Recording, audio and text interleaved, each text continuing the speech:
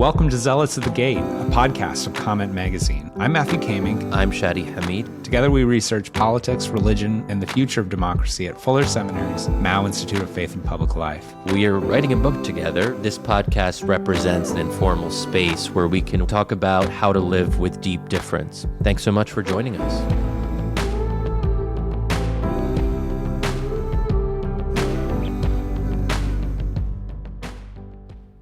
Welcome to Zealots at the Gate, a podcast of Comment Magazine. I'm Shadi Hamid. I'm joined by my venerable co-host, Matthew Kaming.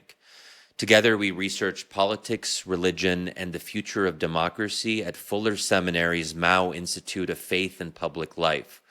We're writing a book together. This podcast represents an informal space where we talk about how to live with deep difference. Make sure to subscribe wherever you listen to podcasts. Please feel free to leave us a review or a rating. We always appreciate that. You can join the conversation and ask us questions by using the hashtag ZealotsPod on Twitter, or feel free to email us at zealots@comment.org. With that, I'll hand it over to Matthew. We have a very special episode today because I think it's the first time we have two guests rather than one guest joining us. Yeah, we're going to see if we can keep this organized, and we'll see how it goes. So, yeah, the topic for today is natural law in both Islam and in Christianity, and more specifically within Evangelicalism. And we've got two excellent guests to guide us in this conversation. We have Professor Anver Emon from the University of Toronto. He is a professor of law and history within their Faculty of Law. He's also the director of the Institute of Islamic Studies. So we have a Canadian in the house, and crossing the border, we have Dr. Micah Watson, who is from Calvin University, where he's a professor of politics. He also directs the Henry Institute, which focuses on faith and politics there at Calvin University.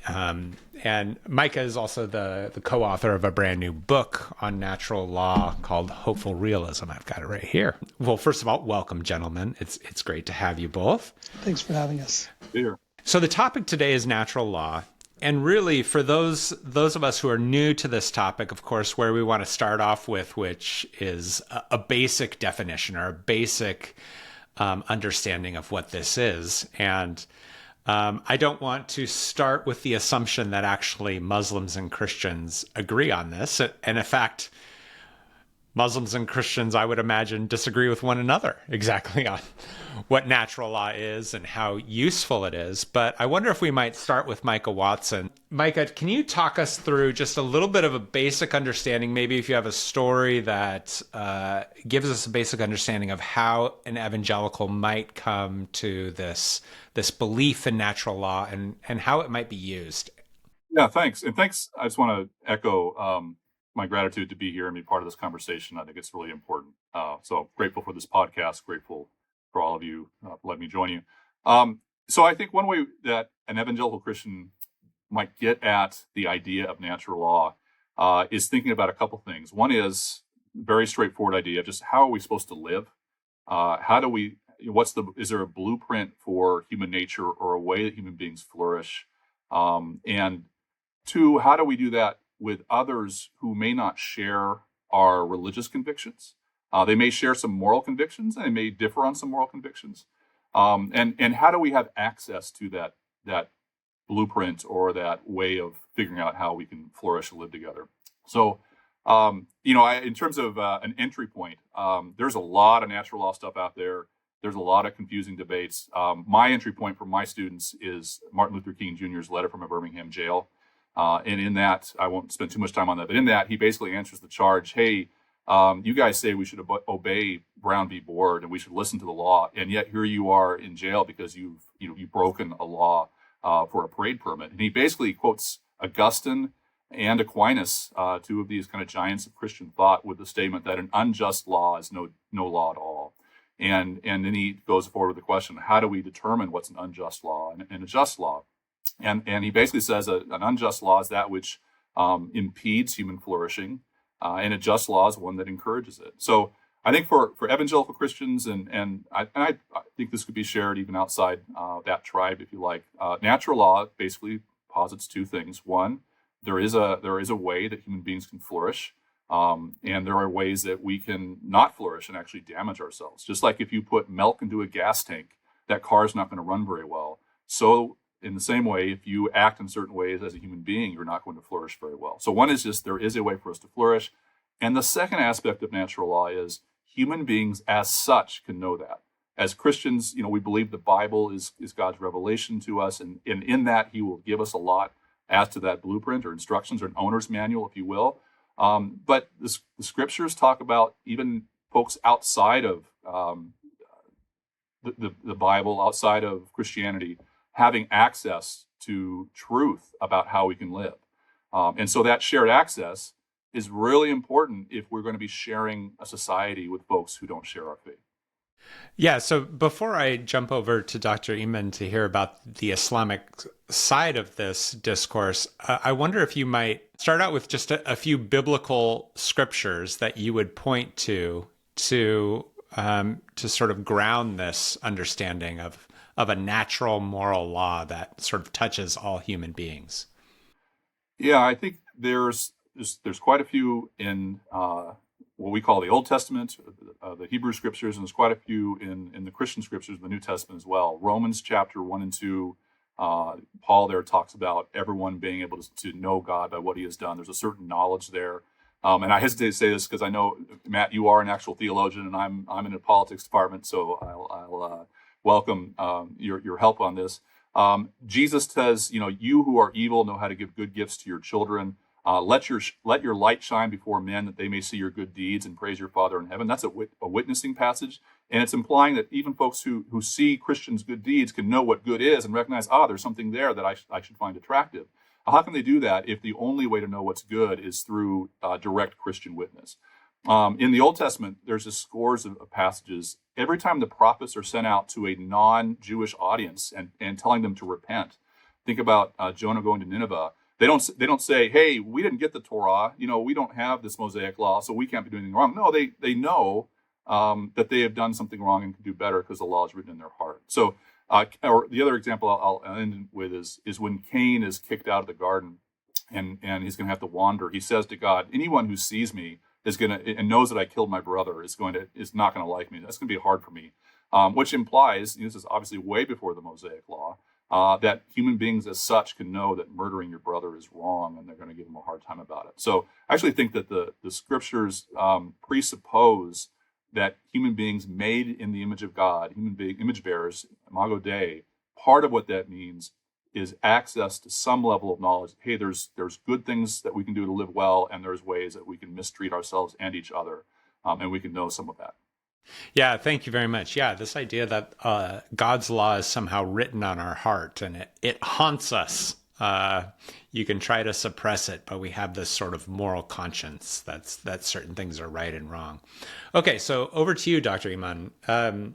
And I know that you've interacted with Christians on these subjects before as well.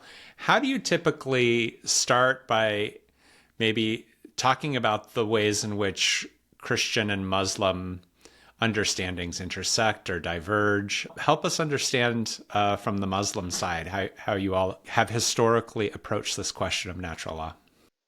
Well, so I think it's a little bit complicated. It's somewhat controversial, right? So when I wrote about this in 2010, I wrote about the idea of, can you reason to the law? I'm a lawyer, I'm a law professor, I think about these in that context. But what became very clear to me as I was writing and thereafter was that natural law theory cuts across multiple disciplines in both historical Islamic terms, but also contemporary university terms. There's theology, there's philosophy, there's law, and having to disentangle that is intellectually challenging, but at the same time, I think it's also partially one of the reasons why it's not a common idea among most Muslims. Moreover, because natural law is so associated popularly with someone like Aquinas, it's seen to fall outside the Islamic tradition. So even trying to talk about, is there an Islamic natural law tradition, is controversial from a post-colonial perspective, from a post-imperial perspective. And so that's the first hurdle. even when you get past that hurdle, then the question is really one of it boils down to, how do we understand God? Is God just? And the theological question that Muslims had to ask historically was, is God held to a standard of justice? And if so, what does that mean about his omnipotence? So if you look at God, if you look at natural law only through the lens of theology, then the question is, how did Muslims historically come down on this issue? And as it turned out, historically, the theology was one of, God's omnipotent. He's actually above standards of justice. That became the dominant orthodoxy from the 10th century onward, which created a somewhat hostile, it's a somewhat hostile perspective to take towards natural law. For me, the question really comes through, I'm less interested in theology. I'm more interested in, okay, but we still have things to do in the world. We have decisions to make in the world. We have policies to create for human betterment. And can thinking legally about this tradition help us? And so what I've shown, or what I tried to show, was that actually there's two strains of natural law thinking in Islamic thought. There's the one that starts with a theological assumption that God is subject to a standard of rational justice, and therefore we can reason, in that case, from the world around us to a rule of law, to a rule of Islamic law. That's what I call hard natural law theory, that unless there's a source scriptural text that's contrary, we can reason and come to a rule. That's a hard version. The softer version is, well, God is above any standards of justice. It just so happens, out of his mercy, he happens to govern in a way consistent with the goodness for humanity. And so we can still reason legally to a conclusion of law in the absence of scripture. That's key. And so we can still get there. And that is a softer version of natural law theory. And so in many ways, that's how, in my view, historical jurists manage the theological controversies, because theology, if you get your theology wrong, you're out, right? You're in the world of heterodoxy. But in the world of law, you could disagree among Islamic jurists, but no one's thrown out. That's not the space of heterodoxy. That's just good legal argument. You get two lawyers in the room and there'll be three different positions. And that's where I think, if we think about Islamic natural law theory as this space of legal analysis, not theological one, there's space to play. And then the question is, how do you come up with ideas? How do you reason? And that's a larger conversation but that's sort of maybe a starting point for us for this conversation. Right. So I hear the theological and the legal. What about the internal conscience? Is there a sense for Muslims that every human being has a moral conscience, that certain things are right and wrong, that like an internal sense of, murder is wrong, stealing is wrong, telling, lying, that this is sort of internal to a human being across history and culture? Is that within the Islamic tradition as well in any way? I mean, I think that to a certain degree, some of these things become common sense, right? And so I don't want to say they're uniquely Christian or they're uniquely Islamic or they're uniquely rabbinic in that certain way. There's a certain common sense that gets enshrined and gets captured in scriptural text. So, for instance, to kill a human being, to kill one is to kill all, right? There's verses in the Quran that speak to this. So I do think that you have these scriptural corroborations of what you're suggesting.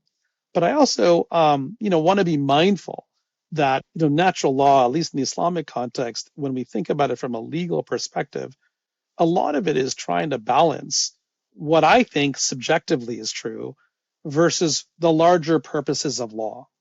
And so when we think of natural law, on the one hand, this conversation might be focusing on the natural part, but the law part's really important. And we think about what work that word is doing. For me, it's not just simply about what do I sincerely believe. It's like, how do we work together collectively towards a shared idea. And of course, we have to first get to that shared idea. Okay, so Dr. Emon, I just want to clarify something that you sort of touched on there, that if God is the most just, that's one of his fundamental attributes, and that's how we as Muslims understand him. What would scholars and theologians say to the question of, if God is the most just, is he then capable of committing injustice or asking his creation to commit injustice? I mean, there's something inherently self-contradictory there. And I think for a lot of us modern Muslims, we take some kind of solace in that understanding that a just God would not ask his creation or allow them to hit their wives or something like that, or mistreat women, or things that we as moderns now know are unacceptable. We can kind of reason accordingly that we have a sort of intuitive sense of what is just and what is not. And so how would you sort of, that's obviously a very controversial debate, and it divided two of the main groups in kind of Islamic theology and interpretation, the Mu'tazilites and the Ash'arites. We don't have to get into all that. But do you think that there is a kind of modern desire for, especially Muslims in America and Canada and places like that, that we can resolve our discomfort with certain traditional things that were okay back in the day, but now we can say, well, they're not okay because now we know better? Well, I think that you see that all over the place, right? I think that if you look at Muslims, the way they organize, the way they come together, they don't all agree, right? They all will have different views on a whole range of issues, just like we see in the general public. I think the problem that we have to make sure we don't, the trap we don't have to fall, that we should not fall into, is presuming that Muslims, wherever they might think in this on the spectrum politically in Canada and the U.S., are so saturated with Islamness, right? I mean, oftentimes we think of religious people as we sometimes collapse them with their textual tradition or their religious tradition, when in fact they're oftentimes just going through their ordinary everyday, just like the rest of us. And so I'm a little bit hesitant to say, well, does natural law offer us a way to think through some of these challenges? But I can tell you, in working with, I've had the privilege of working with many Muslim organizations and communities here in Canada, and you definitely sense a desire for social betterment on a number of platforms, whether it's gender, whether it's children, whether it's youth justice or whatnot. But of course, like every community, they're going to disagree on how to get there. They're going to disagree on the lines, and they're going to dispute over inherited orthodoxies all the time, which they do. Yeah. And another point I just wanted to raise here to kind of contextualize all this is, I think that unlike various Christian traditions where there's this notion of original sin, I think we can say that in Islam there is a doctrine of original goodness, also known as the fitra, or the innate human disposition or human nature, and that we are born good, and then it's our parents, family, society, political context, leaders that corrupt us thereafter. And that part of the challenge in Islam is to return to our innate disposition, if you will. And this is, I think, a major theme in 20th century Islamic political thought. You know, Rashid Rida, one of the great kind of contemporary modern theologians, really kind of emphasizes this point that Islam is the religion of reason. It's the religion of innate disposition. And I think that that is drawing, even if he doesn't kind of use the terminology, on natural law concepts, that even if we don't have, and sometimes I think in the Islamic tradition, people will hypothesize about, what if someone's on an island where there's no revelation or access to revelation? They can still reach certain truths by using their original goodness and their nature to find what is true and what is just. And of course, that is a real, I think, problem in history, is that not everyone has access to revelation. So there has to be an answer to the question of, well, what if someone's part of a tribe in the middle of nowhere, do we really want to claim that they're cut off from God or they don't have access to salvation or heaven or paradise just because of their circumstances? We can say, no, well, they can still incline towards God without revelation. But feel free to take issue with anything I've said there. I just want to put some of that out there. Look, there's a long history of all of these issues around whether we can attribute a standard of justice to God. What is the role of evolving standards of human justice relative to God's scriptural revelations? All of these having to do with the primacy of the Quranic text as a central site of religious thinking. So that's one issue that is always going to be, I think, present with us. Even though the early debates resolved themselves by the 12th, 13th, and 14th century into more shared positions. I do think that we're moving away, at least from the Islamic legal tradition. We're moving away from natural law thinking and more to the long history of Islamic philosophy. So you talked about living on an island without revelation. I mean, this is the famous story of Hayy bin Yaqdan, right? So a medieval story about imagining someone in this state of nature and reasoning to the good. You've talked about ideas around fitra, this idea of an inherent sort of conscience, which is certainly part of the sort of psychological and philosophy of psychology literature. And so I think that those are resources available. But if we're talking to sort of about your everyday Muslim, I'm not sure how often people pick up that volume or pick up their Ibn Sina. It's probably not a common feature. So it's good that we have podcasts like this to explore themes of this nature. That's right. I mean, gosh, this podcast is just a gift from above, I think. So, Dr. Watson, we've heard these Muslims going back and forth here for a while. So let's jump in. And I'd love to hear from you. Anything surprise you or anything you want to poke on or push on from Dr. Emon and the Islamic perspective? Well, a couple of things came to mind. I appreciated Dr. Iman's talking about the law being really important. It strikes me natural law was not very well represented in American law schools prior to World War II.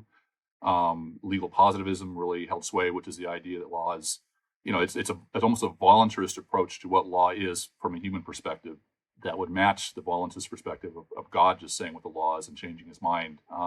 But I think World War II really changed that insofar as we had this question afterwards: what do we do at Nuremberg? How can we try German Nazi officials for acts that they did, given that the legal system allowed for it, right, in Germany? And after that happened, some of the texts used in law schools from some legal positivists changed and kind of acknowledged the natural law tradition, because you kind of had this idea of crimes against humanity, which implies that all human beings can know that there are certain things one ought not do and can be held accountable to it. And so that'd be one area where I would just echo and agree that when it comes to law, natural law, it's not ever held sway in the last however many years, and a law professor will know that better than I do. But it has made something of a comeback, at least as being a player at the table. And the other area where we can see that is with the UN Declaration of Human Rights, which is a remarkable development happening after World War II, in which you have a pretty robust statement on a number of things about human flourishing that are signed by countries that are, very different in terms of what their people believe about God, about where people come from. So that would be an area of commonality, and I would suggest a pretty rich area to say this is where natural law thinking was quite important and remains important. Of course, one of the differences is the notion of, were human beings originally created good, or the doctrine or teaching of original sin. I teach at Calvin, so I'm contractually obliged to bring up the fall every so often and talk about human depravity.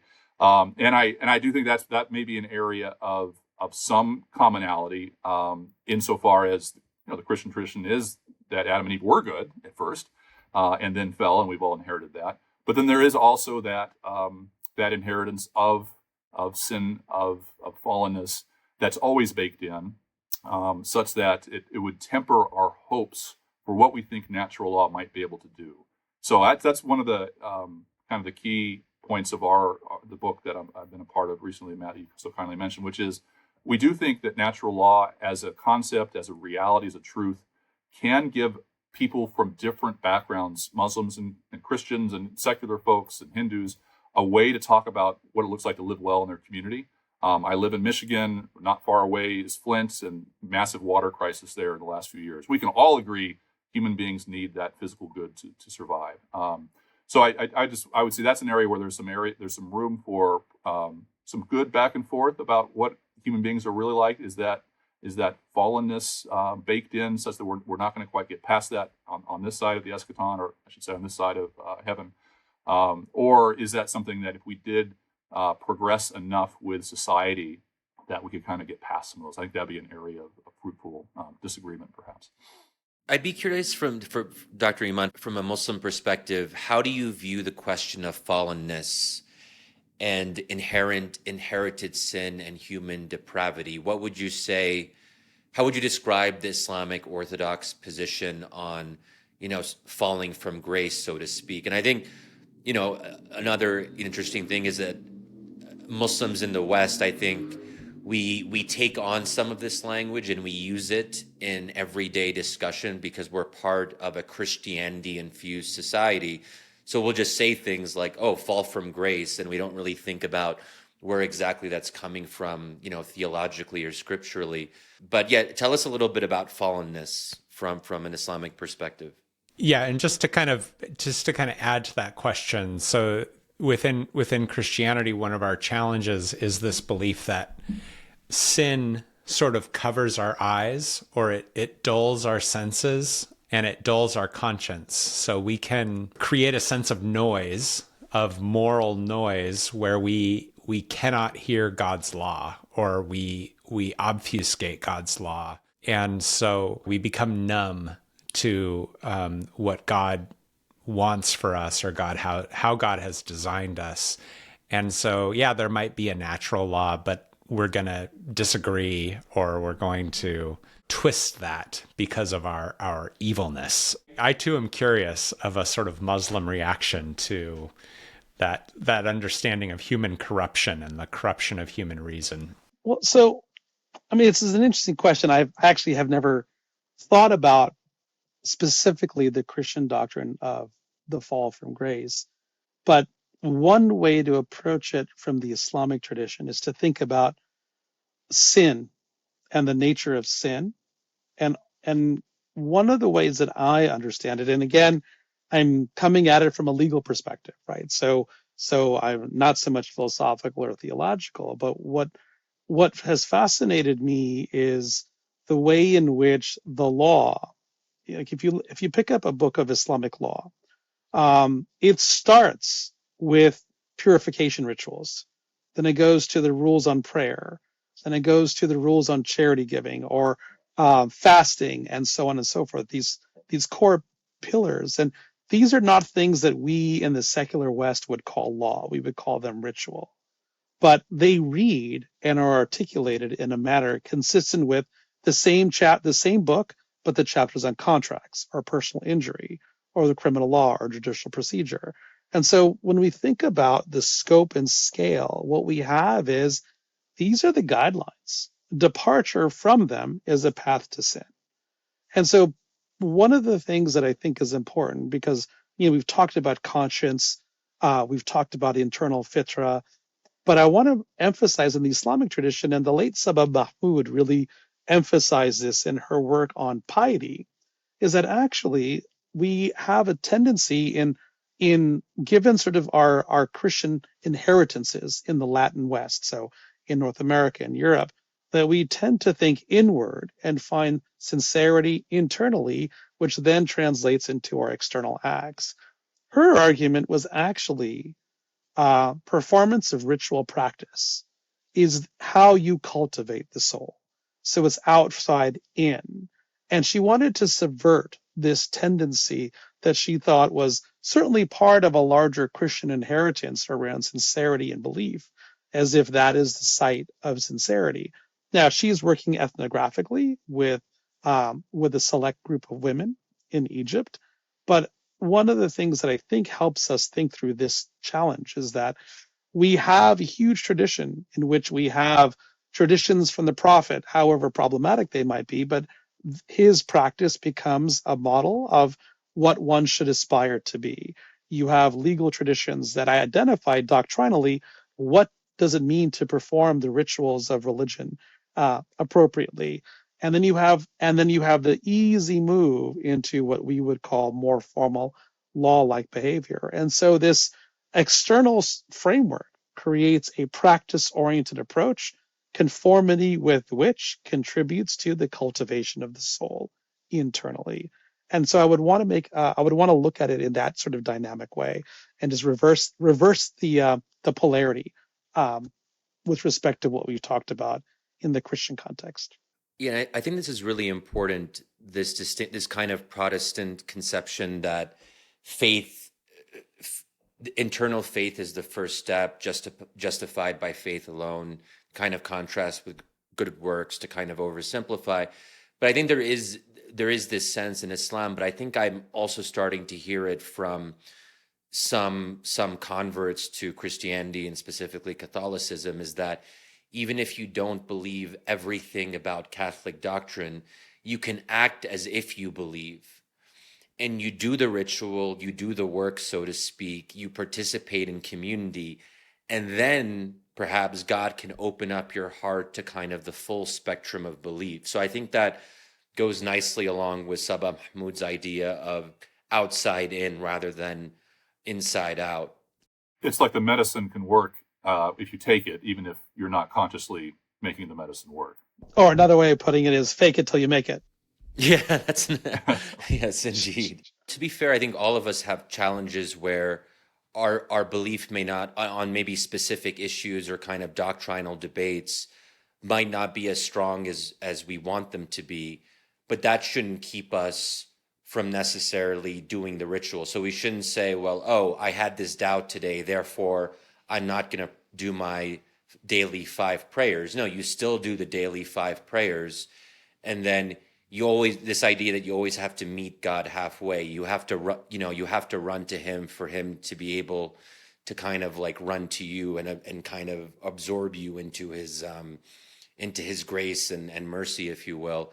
So I just think that's a practical way of looking at religion, is that if we're always waiting for the kind of perfect belief and perfect kind of internal composition, then we're always kind of, we're maybe postponing things, or we're just finding ways to wait.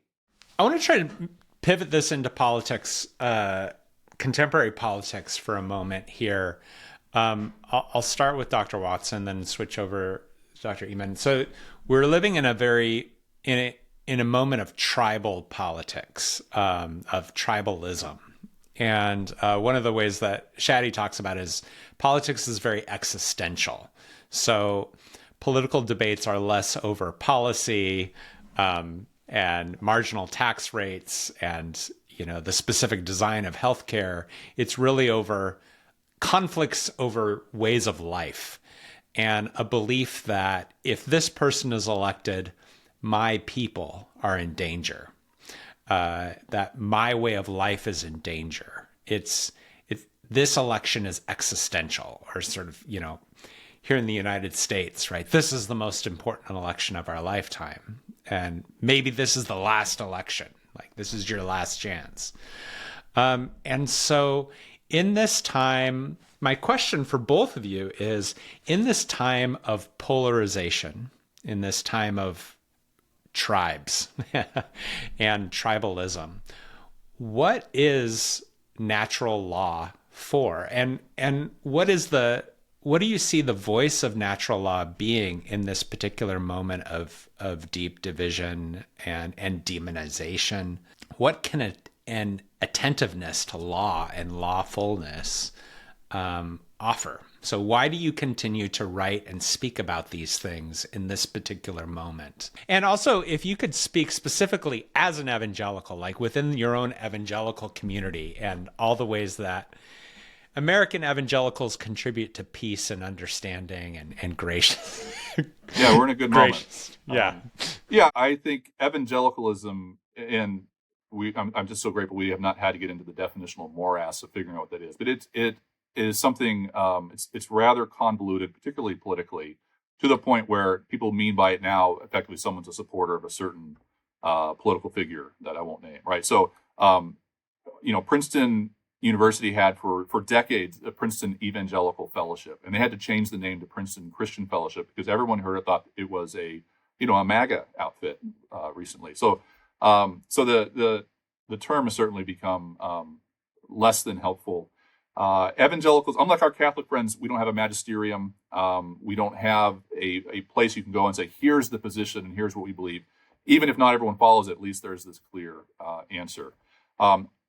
Some evangelicals make the mistake of thinking that what natural law is merely a translation device to take what we know is true from Scripture and be able to translate it so that our Muslim or secular or agnostic or whoever, our friends, we can kind of make the case for what we think Scripture says.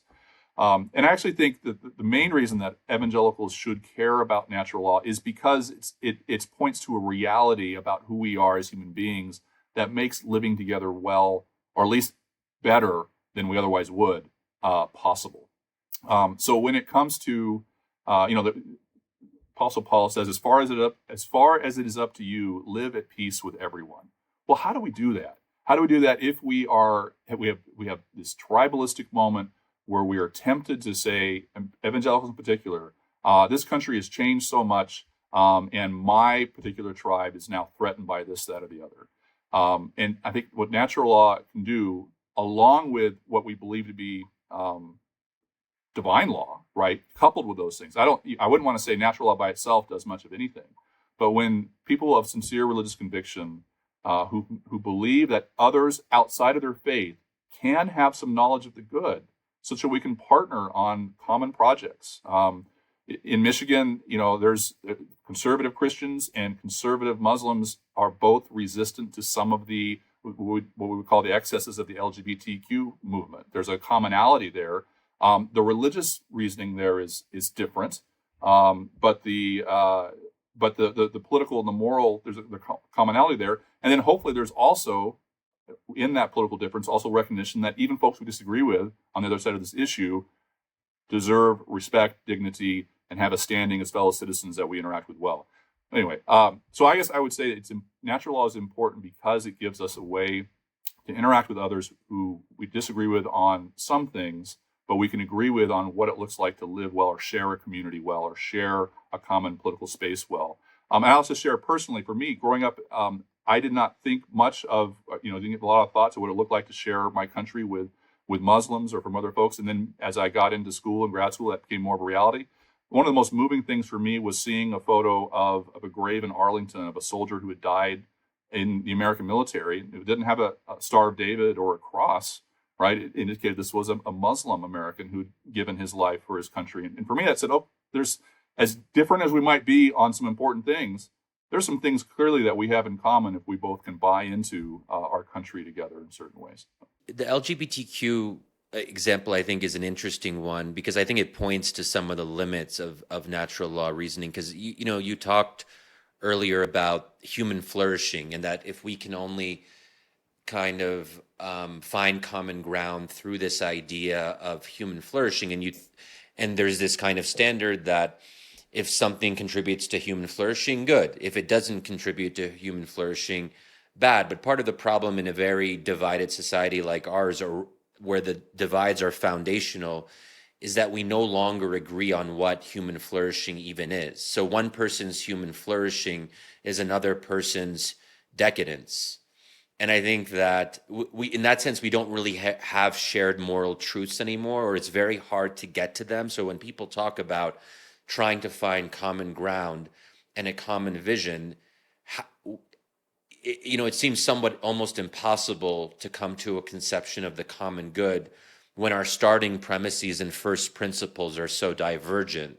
So I think there's a real limit here to kind of using our intuition to come to essential truths. Yeah, and it's particularly appropriate for us to mention this on the week that Alistair McIntyre has passed away, whose After Virtue book made that point so well, that we have these that on the level of ideas and opening premises, there are some incommensurable starting points from which we were not going to cross that bridge with folks. All I would say, I guess, natural law, I would say, is more than an intuition. It's more than relying on what our conscience tells us, because our consciences can be shaped, can be changed.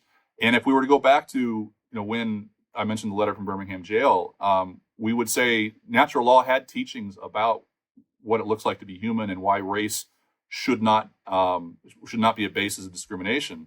But it was as contested then, and yet I still think natural law would have been helpful then and was helpful to try and think about how to address that issue. It was also misused. I should say that as well. Of course, natural law was also misused when it came to race. So I would say it's true that in this moment on matters of sexuality, it's super contested. And there's no guarantee that natural law is going to be this silver bullet. I should have said that earlier. It's not an argumentative silver bullet. But it is a way to have a conversation that may or may not lead to a consensus, but it's at least a way of talking, as opposed to the tribal just bickering and kind of name calling and so much of what we see in our not so civil discourse today. I will point out that my esteemed colleague Shadi Hamid just published a really beautiful and powerful essay in the Washington Post on why we must call what is happening in Gaza genocide. And he is making, I would argue, a natural law argument that this is universally understood as a moral wrong. And I think you kind of demonstrated that, Shadi. But to Dr. Emon, the same question. Muslims in America and in Canada can have a tribal mentality as well. And I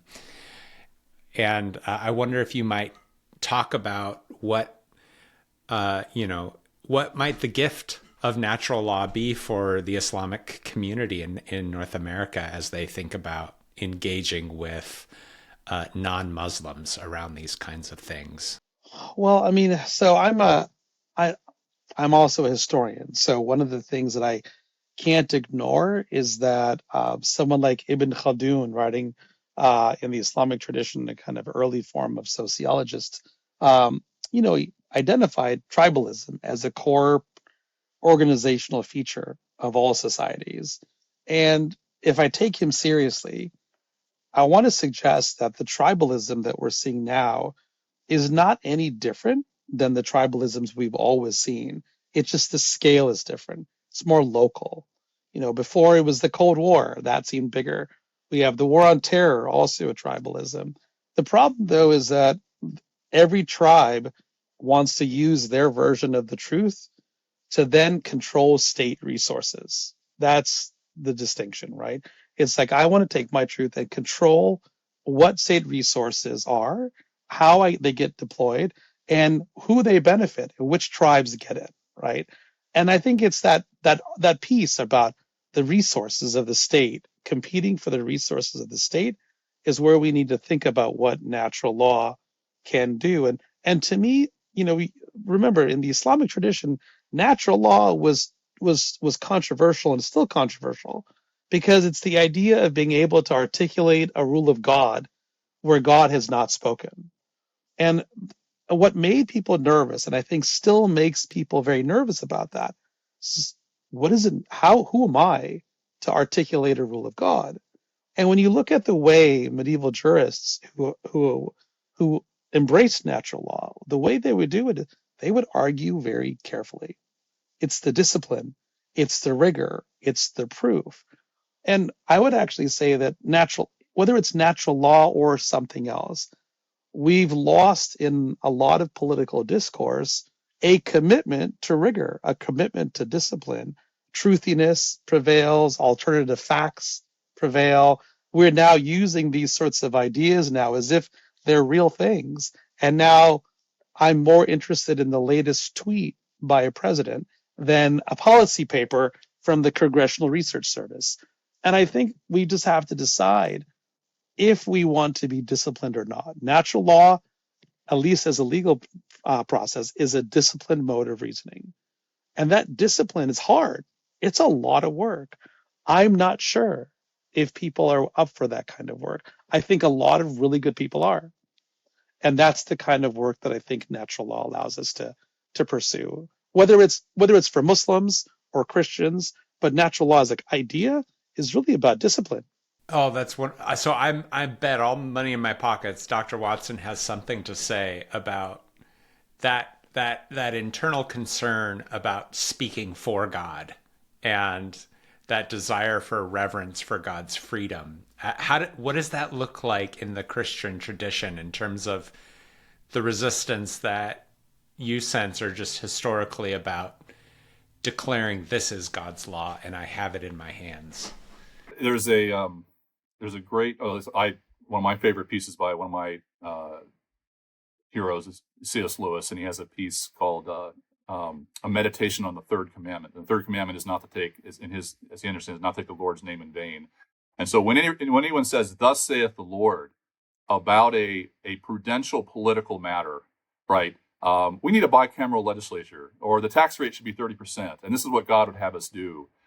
He likens that to almost kind of a blasphemy. And this is why he opposes Christian political parties, and that's something that Christians themselves disagree with. I think that Christian political parties are really problematic because a party, it is to be operative, has to have policy positions on things that are contestable. In our human finitude, there's going to be different things that people of goodwill can disagree on as to how to reach a goal. So yeah, you're right, Dr. Kamink. I was certainly I hearken to that concern. The trick is there's also times where it's like, okay, there's something going on that is wicked and has to be stopped. And we've mentioned a little bit we could mention slavery. It's really tough for Christians to make a full-throated argument against slavery from the Bible alone. I'm sure folks have tried to do it, and there is a passage about slave traders being on a bad list. But slavery is accommodated to some extent without equating the practice of slavery in those times with what chattel slavery looked like in the United States. And so while I don't want Christians and other folks who believe in God should be very wary of saying, I'm speaking for God. We don't want a David Koresh kind of situation. At the other side, scriptures speak about justice all the time and don't always spell out all the ways in which justice can be violated. And so the cry for protecting the marginalized and protecting the widow and welcoming the stranger, I think that we can say God has called us to do those things while disagreeing about what are the means by which we do them. To quote Lewis again, he says, the Bible gives us ends, but it's almost as if God has left it up to us to use our reason, to use natural law, to figure out what might be those best means. So in the Old Testament, for example, there's this instruction, don't take up everything from the field. Leave some of the produce out so that the poor can get those things.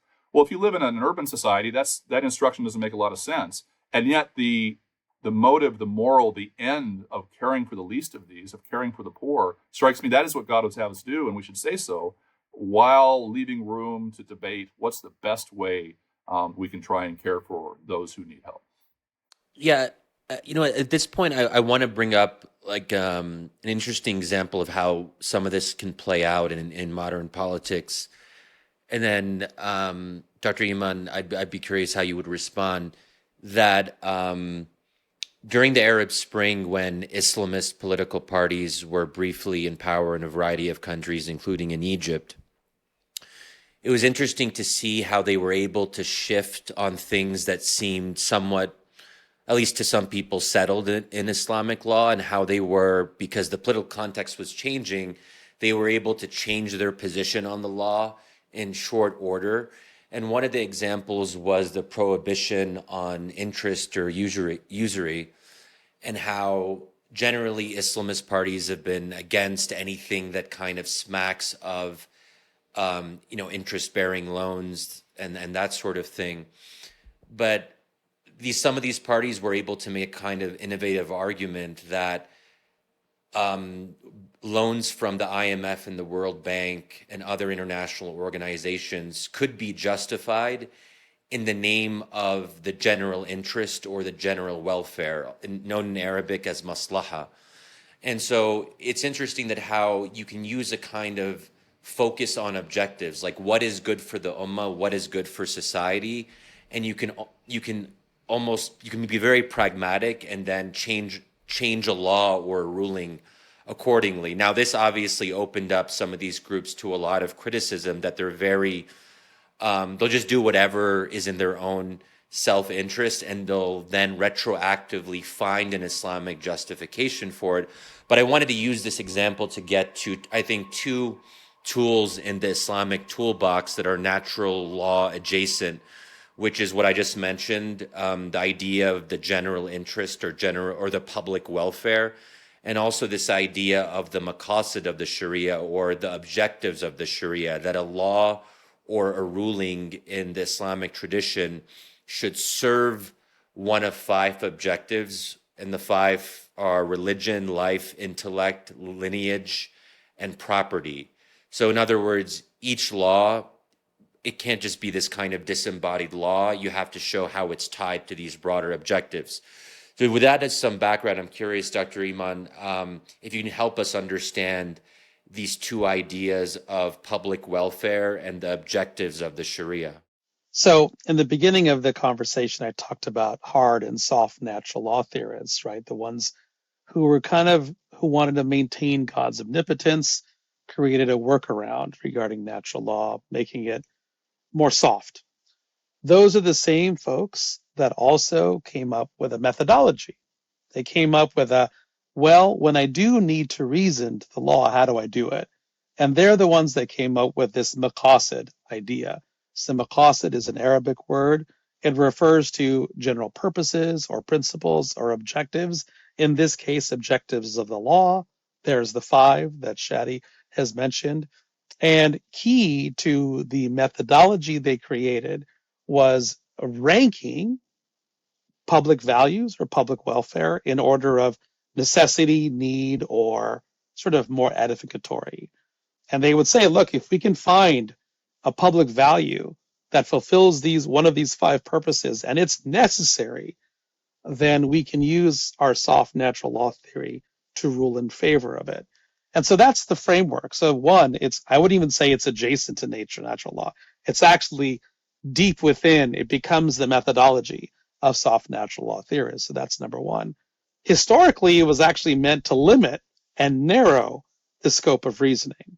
So they didn't want to create a slippery slope of people talking for God. And so the fact that now you have, Muslim modernists writing, you mentioned Rashid Rida, Muhammad Abdu, others in the end of the 19th, early 20th century, they grabbed onto this as a vehicle for thinking about the future of Islamic law in Muslim settings. So the fact that the Muslim Brotherhood or the Ikhwan or whichever party could make this argument is not at all surprising to me, that they can make the argument not just simply as a matter of economic pragmatism, but a matter of Islamic law. It's completely consistent with the historical tradition. Dr. Watson, as we wrap up, I'm wondering if you could name just for us one specific political issue that evangelicals are engaging that you think a natural law approach could be really helpful to them if they would pay a bit more attention. Of course, we've talked about natural law is not a silver bullet, that it can't fix everything or change everyone's mind, but it can be helpful. Is there a particular issue that evangelicals are wrestling with in political life where you just think to yourself, gosh, it would be really helpful if they would lean more on this natural law tradition as they're engaging politically? So there's a few. I think one place where it's actually working, it's doing some good right now, is with environmental issues. That's where I think it's working well, insofar as evangelicals can believe that God has called us to be stewards of His creation, and yet those who aren't evangelicals can also recognize that we need clean water, we need to protect our resources, and so there's common cause there. So I want to say that's an area where I think it's promising right now. An area where I think it could do a lot of good is with religious liberty. There is among some of my fellow Christians a belief, unfortunately, that religious liberty is religious liberty for those who are right about what the religion is, right? And I think that if you look at religious liberty as a way that human beings can flourish, that it's good for people as such to wrestle with what does it mean to believe in the divine? Is there a God? What is God like? What does God call me to do? there's a natural, and here I'm not only, this isn't just drawing from an evangelical approach to natural law. I should just acknowledge my sources. I'm drawing here from some of my teachers that are new natural law folks like John Finnis or Robert George, that religion itself, the activity of thinking about the ultimate, and what that requires of us, is a natural human good that people should have the freedom to engage in. And if that's true, and I think it is, then evangelical Christians, I think, would have a healthier approach to what it looks like to live in a religiously pluralistic society right now. So with these questions of should Christians be making religious liberty arguments for our fellow citizens who are Muslims who might want to build a mosque or look for ways to practice their faith when those practices might be squelched by some public policy? And I think the answer is a hearty yes. And natural law allows us to talk about why that's the case, while also still recognizing there's important religious differences there that true Muslims and true Christians should hold to, and then debate about it and have those good arguments using our country's protection of freedom of speech and freedom of religion. So I think natural law for evangelicals would help us understand better why religious liberty is a good for all people, even if we think the other folks might be mistaken about where their practice of religious liberty leads to them, as they might think we're mistaken. Natural law is a good way to help us think through those things. That's wonderful. Thank you so much. Dr. Emon, I wonder, as we wrap up, if you have any final thoughts or encouragements for our Muslim listeners of how they might continue to grow in their understanding of this natural law tradition, or things that ways that they might continue to explore this, or just places where you hope these conversations go within the Islamic community around natural law. What are your hopes for this? I think that part of the challenge that I think many in the community will face is the fact that most forms of Muslim-based education really center around scriptural readings, and lines of authority, and a tradition that is very much oriented around the passing on of knowledge from a master to a student and so on. And the challenge there is well, how do I think through complicated problems of the day, not all of which have historical precedent in the Islamic historical register? How do you talk about Social Security? How do you talk about capital gains tax? How do you talk about these issues? These are sometimes very technical issues that are also part of our modern landscape. And the real challenge is, and that what I hope that they will find in natural law is an opportunity and an invitation to think not just in terms of the historical tradition that has been passed, but also proactively on their own, embracing the idea that reason is a gift from God, that reasoning through complicated problems can be devotional, and that in doing so, we achieve a level of truth that we can share that isn't limited by our tribe. And that's what I would hope natural law, at least for the Islamic perspective, can provide. Amen to that. Oof. That's a wonderful place to end. Both faith and reason being gifts from God that we must steward well. And I think I can say confidently that we have pushed one another in our faith and in our reasoning today. And I want to thank both of our guests. Thank you so much for your time today, but also just for your lives of scholarship in stepping into these difficult questions of faith and politics. And it's just been awesome to have you. And friends, thank you so much for listening and being a part of the Zealots of the Gate community. If you like what you've heard, please do subscribe, leave us a rating wherever you go, all of the stars, whether it be 5, 10, or whatever. You can check out this podcast's intellectual seedbed at comment.org. Comment Magazine publishes amazing and illuminating essays on faith, politics, and culture. Dr. Emon, you will be happy to know that Comment Magazine comes from Canada.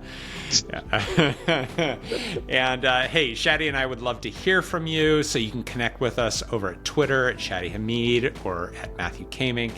And you can also write to us, send us an email. Our address is zealots@comment.org, and you can expect a sincere exchange. Friends, Zealots at the Gate, as I mentioned, is hosted by Comment Magazine. It's produced by Ali Crummy, audience strategy by Matt Crummy, and editorial direction by the lovely Miss Ann Snyder. Until next time, I'm Matthew Kamink. And I'm Shadi Hamid. Thanks so much for joining us. See ya.